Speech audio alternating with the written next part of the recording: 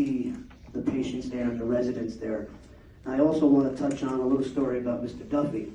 So Duffy came to us, a couple months ago, and we got to meet him and came into our hands, to RP's hands, and then we realized that he was deaf. So we took him to the vet, and the vet confirmed to us that he was profoundly deaf. And so we said to ourselves, we want to try to make him a therapy dog so that we possibly could bring him to deaf schools, teach children that not only human beings can have disabilities, but animals can have disabilities as well, and he can live a beautiful and meaningful life. Then Chris came into our picture. And he's a trainer at PetSmart. And we spoke to him about Duffy, and he says, oh, I can do it. So he's been teaching Duffy doggy sign language. So he's been working with Chris for quite a while now, and Duffy's coming along, and he's going to be part of our therapy program. So we can take him to the nursing homes, the rehab centers, the veterans homes. We visit quite frequently at the veterans home in Paramus, New Jersey. I know that Beethoven has gone many a times, and the residents just love it. You know, as you're walking towards them, you can see the sad smiles on them. They're not smiling, they're just upset, and as soon as the dogs approach, their faces light up.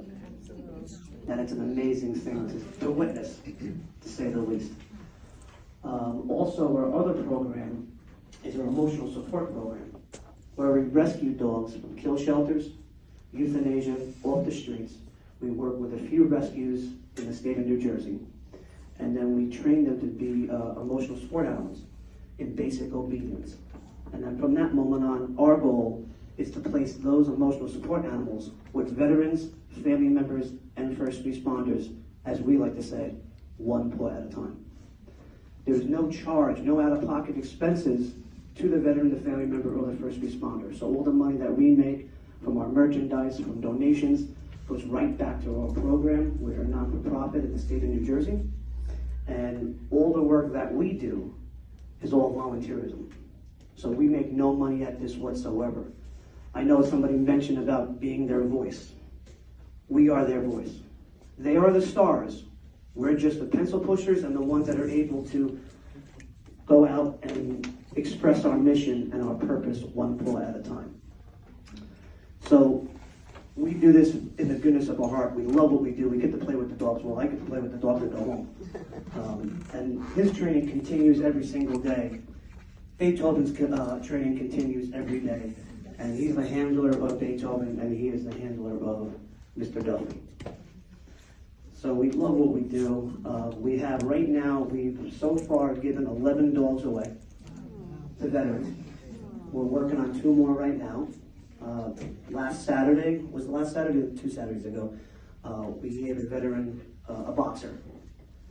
And the husband and the wife are completely over the hills for this. I mean, they're so appreciative. And just to see their smiles and to see that, you know, this dog is going to make a difference in their lives. You know, he's a veteran. He suffers from PTSD, depression, anxiety, as well as his wife does. And they're so thankful. They love their new boxer, which is Sophie.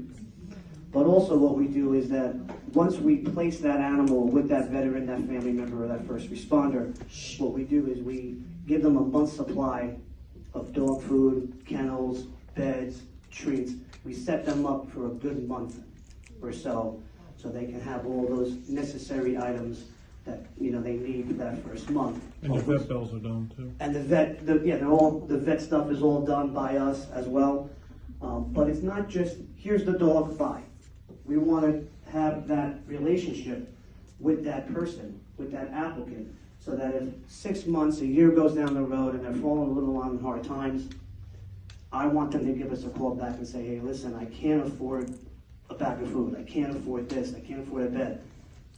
Guess what? We'll mail you one. If not, one of us will definitely go down and give it to you right in front of your door. So we try to help them. We want to make a community of the Operation K9 Beethoven family so that we can always be there for them whenever they need. Sometimes that doesn't really work because that's their decision. But we try to really stay in their lives and check up on them from every so often. I know RP has made friends with some of our applicants over the last couple of years. I've made some friends with them over the last couple of years. So we'd like to stay in contact with them and have them send us pictures so we can put it on our social media so we can follow their journey from not just from the very beginning to where they are now and continue to see their journey and see how they progress. Some of them want to be anonymous too. Some of them do want to be anonymous, and that's fine too, because we have to, be careful about HIPAA laws. So, but we'll work with them. We tell them all the time that all the information they give us is 100% confidential. We don't share anything. If they don't want to be on social media, that's fine. As long as maybe we can get a picture of the dog, then that's fine as well. So. Sometimes we just showcase the dog.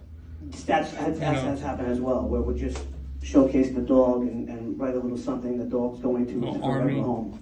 Army, we'll give the rank, but we won't give the name of the applicant.